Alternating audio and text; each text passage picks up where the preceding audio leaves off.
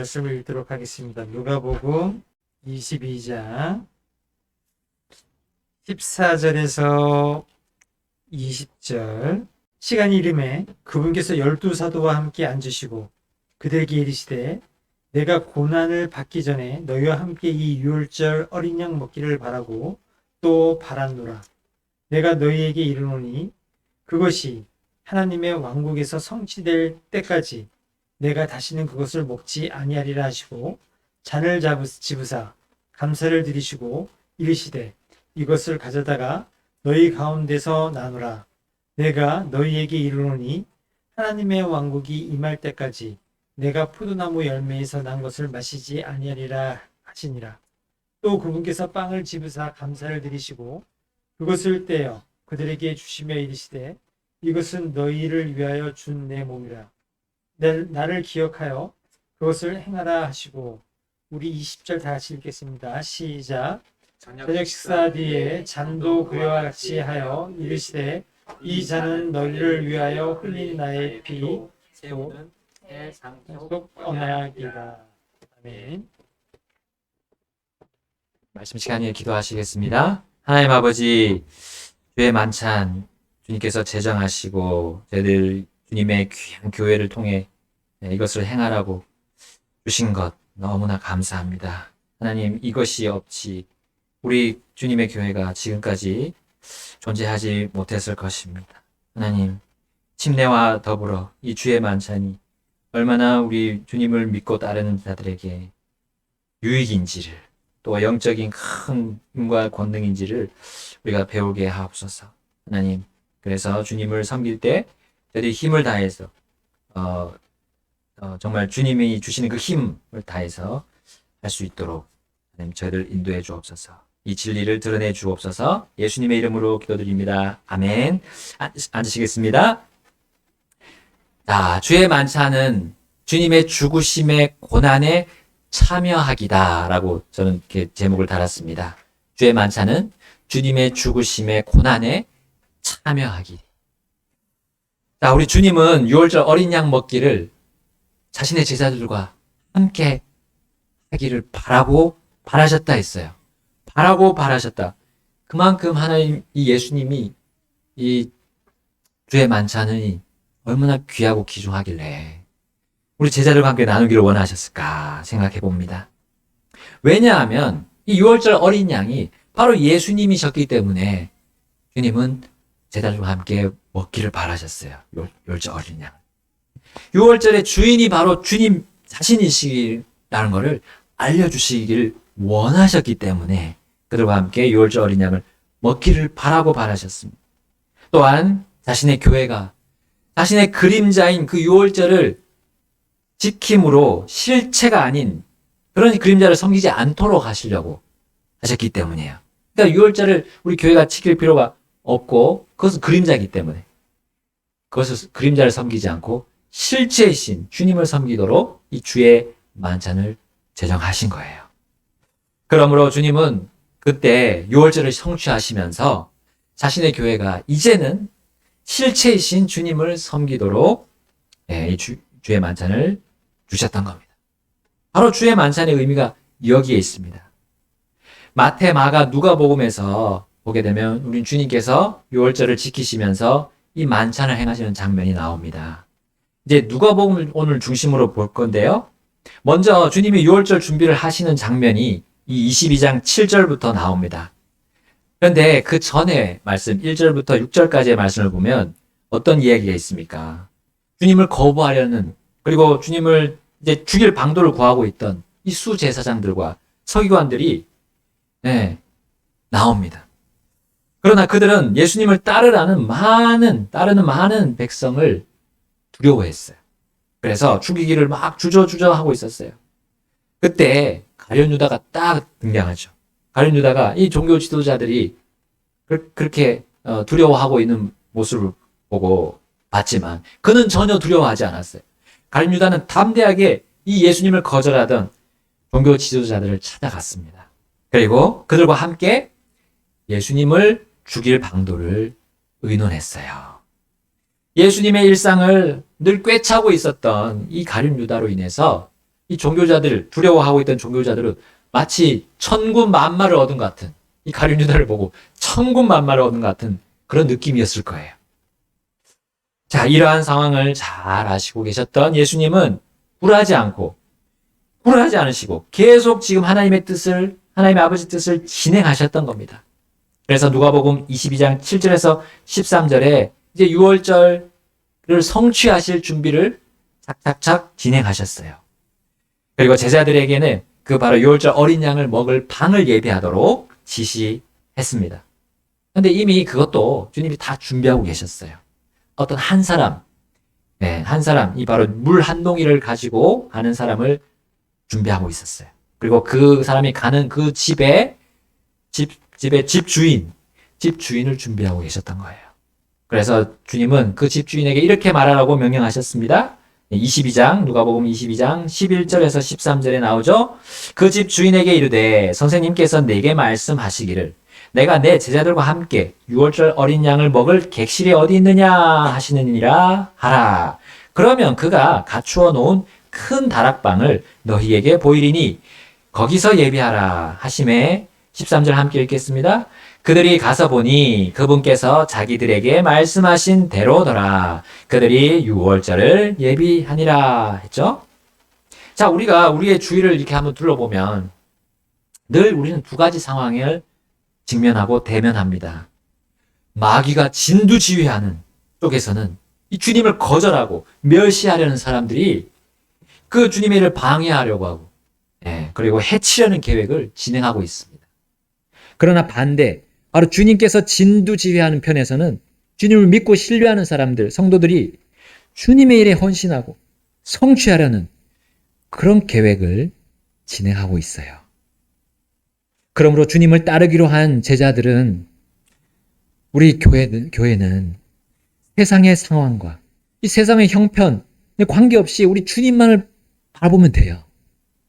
세상은 지금 뭐라고 말합니까? 막 경제가 어려워진다.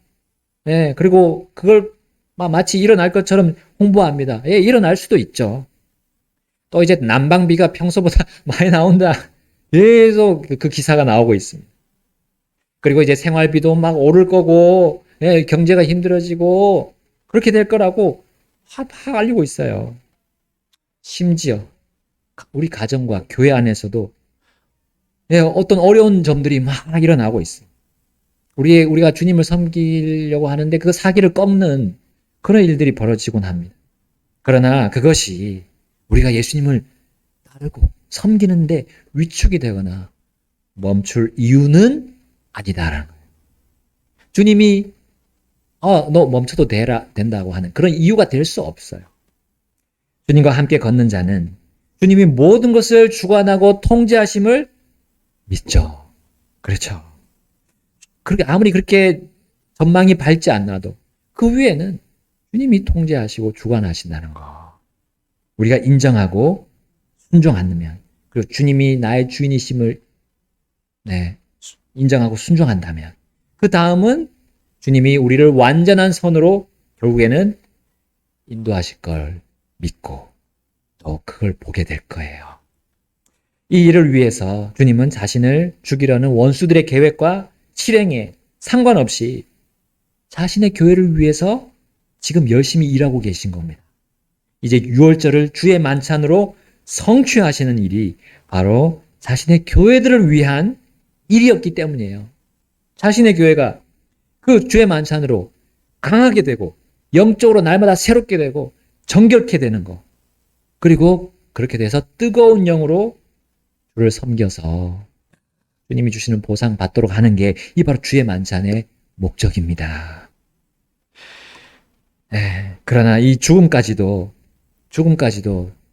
이 귀하고 놀라운 주님의 만찬의 재정을 결코 막을 수 없었던 거예요.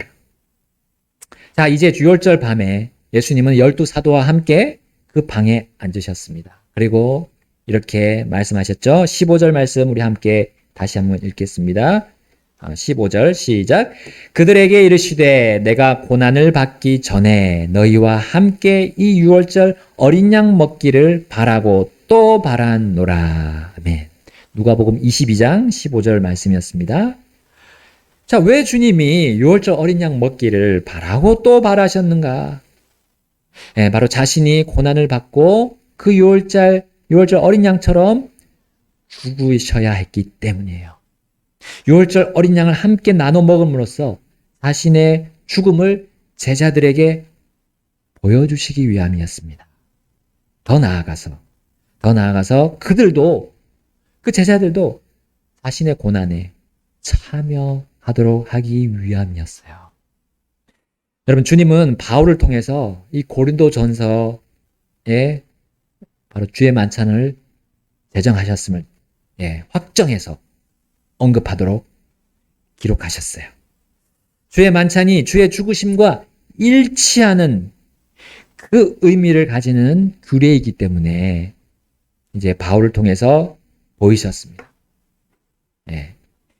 바로 빌립보서 3장 10절에 이렇게 말하죠. 이것은 내가 그분의 죽으심과 일치하게 되어 그분과 그분의 부활의 권능과 그분의 고난에 참여하는 것을 알고자 하며 했습니다. 여러분, 우리가 주님의 고난에, 그 죽으심의 고난에 참여하는 일이 어려운 이유는 무엇일까요?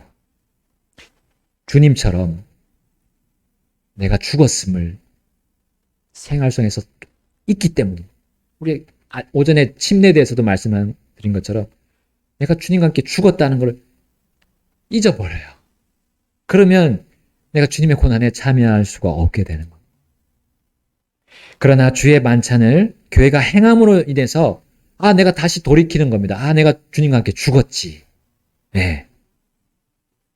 그걸 다시 떠올릴 수 있게 되고 내가 주님의 고난에 함께 참여하는 것을 계속 진행할 수 있습니다. 그분이 나의 죄로 인해 죽으셨음을 다시 상기할 수 있게 되는 게 주의 만찬입니다.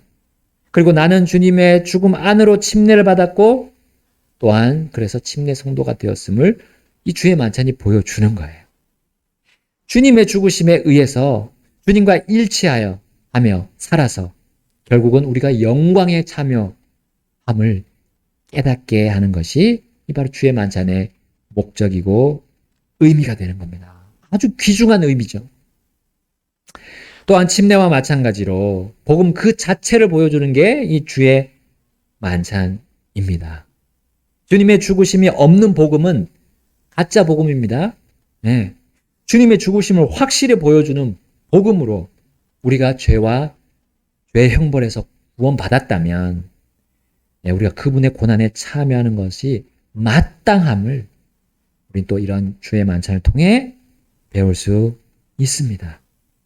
자, 디모데후서 1장 8절에 이렇게 말씀합니다. 그러므로 너는 우리 주의 증언과 그분의 갇힌 자 된 나를 부끄러워하지 말고 오직 하나님의 권능에 따라 복음의 고난에 참여하는 자가 되라. 아멘. 그러면 사도 바울은 주님을 위해 죽음의 위협에도 불구하고 복음을 선포하다가 옥에 갇혔습니다. 그러나 그는 범죄자 취급을 당한 일로 인해서 부끄러워하지 않았어요. 오히려 그것은 주의 죽으심의 고난에, 그 복음의 고난에 참여하게 된 것으로 여기고 자랑스러워했습니다. 그래서 이렇게 쓸 수 있었어요. 너희가 참 고난에 참여한 자가 되라. 부끄러워하지 말고. 자, 주의 만찬을 통해서 바로 이 복음의 고난에 참여해야 함을 우린 더욱 깨닫는 계기가 됩니다. 그러므로 주의 만찬은 구원받은 자에게 주시는 또 하나의 선물이에요. 구원도 선물인데 주의 만찬을 통해서 우리에게 선물로 주시는 거예요. 얼마나 값진 선물입니까? 나아가서 자신이 그리스도의 고난에 참여함으로써 오히려 기뻐했다라고 간증합니다. 베드로가 그렇게 바울과 함께 이 베드로도 그렇게 외웠던 겁니다. 우리 베드로전서 4장 13절 보겠습니다. 오히려 너희가 그리스도의 고난에 참여하는 자가 되었으므로 기뻐하라. 이것은 그분의 영광이 드러날 때에 너희가 넘치는 기쁨으로 또한 즐거워하게 하려 함이니라. 아멘. 우리가 처음에 고난을 당할 때, 우리 주님으로 인해서 고난 당할 때 기쁘기가 쉽지 않습니다. 세상에서 주님의 죽으심을 기억하며 자신의 육신의 욕망을 죽이고 그 육신의 지체를 억누르는 것이 그 참 힘든 일이기 때문입니다. 고된 일이기 때문이에요. 자신과의 철저한 싸움입니다. 뭐 세상 사람들도 나와 싸운다고 하잖아요. 그런데 우리가 육신과 싸우는 거는 이 영적인 것이기 때문에 더더욱 힘들고요. 더 미묘한 그런 감정이 막 들게 돼 있어요. 싸움. 주님을 섬기고자 할 때 늘 방해하는 이 육신이 있기 때문이에요. 몸이 병들어 아프거나 또 우리 혼이 또 병들어서 아픈 그런 상황에 있을 때 우리 육신이 이제 우리를 막 걸고 넘어집니다. 우리 거기에 걸려서 쉽게 쓰러질 때가 있어요. 우리 개인적으로도 그러하고요. 그것이 이제 좀 커지게 되면 교회 안으로도 그 아픔이 같이 전달이 됩니다. 왜냐하면 우리는 지체이기 때문에. 서로 지체잖아요. 주님의 몸에 같이 붙어있는 지체이기 때문에 다 연관이 있습니다. 유기적으로 연결돼 있어요. 몸처럼 그렇게 아픈 거예요. 그러나 이 주의 만찬을 통해서 우리는 생각하는 겁니다. 아까 말씀드린 것처럼 우리 그 고린도전서 11장에 나온 거죠. 주의 만찬 하기 전에 자신을 살펴라. 그 말씀을 통해서 내가 혹시 잘못하고 있지 않은가 생각하는 겁니다. 그리고 주님 앞에 나아가기가 뭔가 어떤 어려운 것을 보고 주님 앞에 고백하는 거예요. 자백하는 겁니다. 그럼 주님의 피가 그 영원한 피가 그 효력 있는 피가 깨끗게 해주십니다. 그리고 다시 주님 앞으로 나아가서 바른 관계를 맺는 거예요. 이것이 주의 만찬에 또 한 번의 그런 기회를 주시는 거예요. 또 완전히 돌이킬 수 있는 주님께로 다시금 나아갈 수 있도록 도와주는 겁니다. 주의 만찬을 통해 우리의 시선이 주님의 죽으심을 향할 때 우리는 겸손하게 될 수 있는 거예요. 그리고 결국 그분의 죽으심으로 내가 살았고 나아가 그분의 영광에 내가 참여할 것이라는 완전하고 확실한 소망을 되새기는 계기가 바로 주의 만찬을 통해 얻게 되는 겁니다. 본문에 우리 누가복음 본문으로 다시 돌아가게 되면 이제 본문에서 이어지는 예수님의 말씀이 이 점에 대해 말씀하셔요. 누가복음 22장 16절 내가 너희에게 이르노니 그것이 하나님의 왕국에서 성취될 때까지 내가 다시는 그것을 먹지 아니하리라 하시고 아멘. 그럼 이 말씀 안에 무엇이 들어있습니까? 하나님의 왕국이에요. 이 땅의 왕국이 아니라 하나님의 왕국이에요. 우리 하나님의 가족들이 다 모이는 그 왕국. 교회들이 다, 주님의 교회들이 다 모이는 거기입니다. 우리 하늘이라고 또 볼 수 있어요. 하늘에서 우리가 다 모일 거예요. 그때까지 먹지 않겠다는 거예요. 그러니까 주님이 이제 올라가셔서 우리를 이제 기다리시는 거죠. 그 하늘 나라를 준비하시고 우리를 이제 불러 올리시려고 준비하고 계신다는 거예요. 미래를 보여주시는 겁니다. 바로 주님의 왕국이 임하는 날 주님이 재림하셔서 우리와 함께 또 이 땅으로 재림하셔서 죄의 저주 아래 있던 이 세상을 회복하시는 날이 바로 이때예요. 바로 모든 민족을 주님께서 직접 설장으로 다스리실 날을 또 말합니다. 이 하나님의 왕국이 그때는 자신의 모든 성도들이 부활해서 이제 새로운 몸을 입고 주님과 함께 살 날이에요. 또한 신실했던 자들은 주님의 그 왕좌 옆에 앉아서 다스리게 될 날을 말하는 겁니다. 그때까지 내가 이것을 먹지 않고 또 마시지 않겠다 하셨어요. 바로 그 영원한 날을 소망하게 하는 것의 출발점이 이 주의 만찬이라는 겁니다. 주님의 죽으심을 기억하는 주의 만찬입니다. 그러므로 주의 만찬을 통해 우리는 주님의 죽으심의 고난에 참여하면서 주님이 주실 이 영원한 영광을 소망하고 결국은 기뻐할 수 있어요. 기뻐함이 그게 마지막입니다. 즐거워할 수 있는 것이 여기에 있습니다.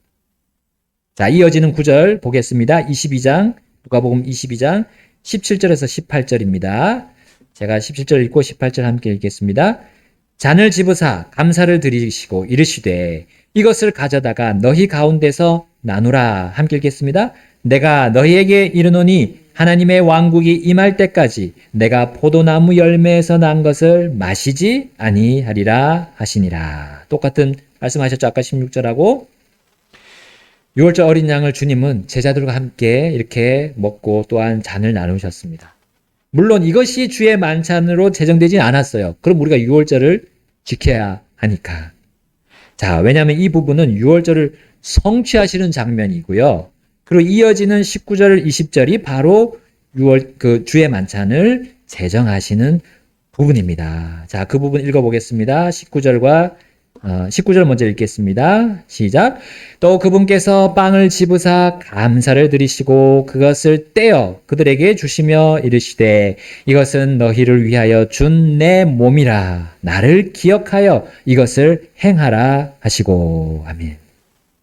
자, 이 부분이 바로 동일하게 마태복음 26장 26절에 나오고요. 또 마가복음 14장 22절에 나옵니다.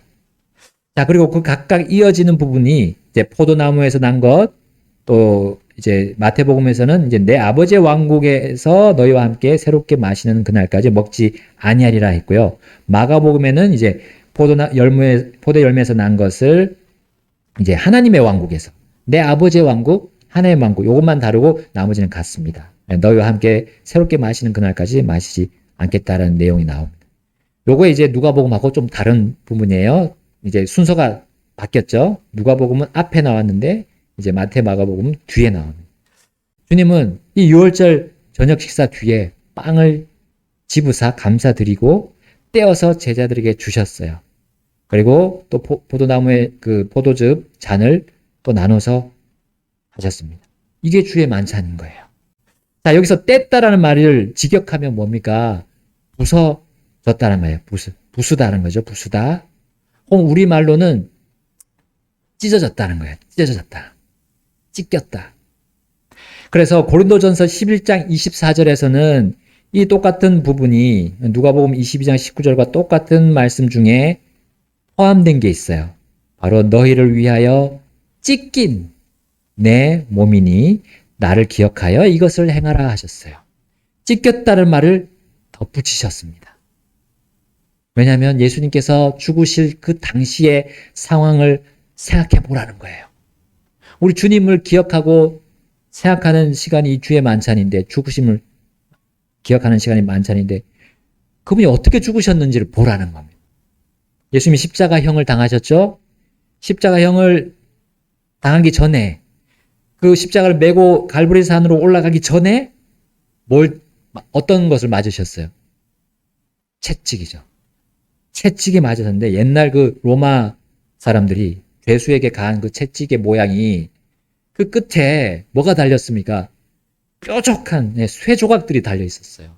그러니까 이걸 치면 그냥 뜯겨 나가는 겁니다, 살이. 그래서 예수님이 찢긴 나의 몸이라 했어요. 찢긴 나의 몸. 그래서 생각해 보라는 겁니다. 시편 22편 6절에 그러나 나는 벌레요 사람이 아니오니 사람들의 비방거리요 백성의 멸시거리이니다. 벌레라고 표현한 게 뭡니까? 그분의 모습이 정말 흉물스러운 모습이 된 겁니다. 이게 살이 다 찢겨 나가면 피로 그냥 다 물들 거 아닙니까? 끔찍한 모습. 주님은 빵을 뗄 때 바로 그분의 몸이 찢겨 나간 걸 기억하라고 하셨던 거예요. 주님은 우리 각자의 실제 모습과 우리 각자의 실제 모습과 죄된 그 모습을 그렇게 보여주셨던 겁니다. 다 살이 찢겨 나간 그 모습을 통해서 우리가 사실은 어떤 모습이냐, 우리 마음이 그 무엇보다도 완악하다 했잖아요. 우리 마음이 죄로 물든 그 모습이잖아요. 끔찍한 모습. 주님이 보시기에 고개를 돌릴 정도로 완악한 죄인이란 사실을 우리 예수님이 몸이 뜯겨지면서 찢어지면서 그렇게 보여주신 거예요. 벌레가 되시면서.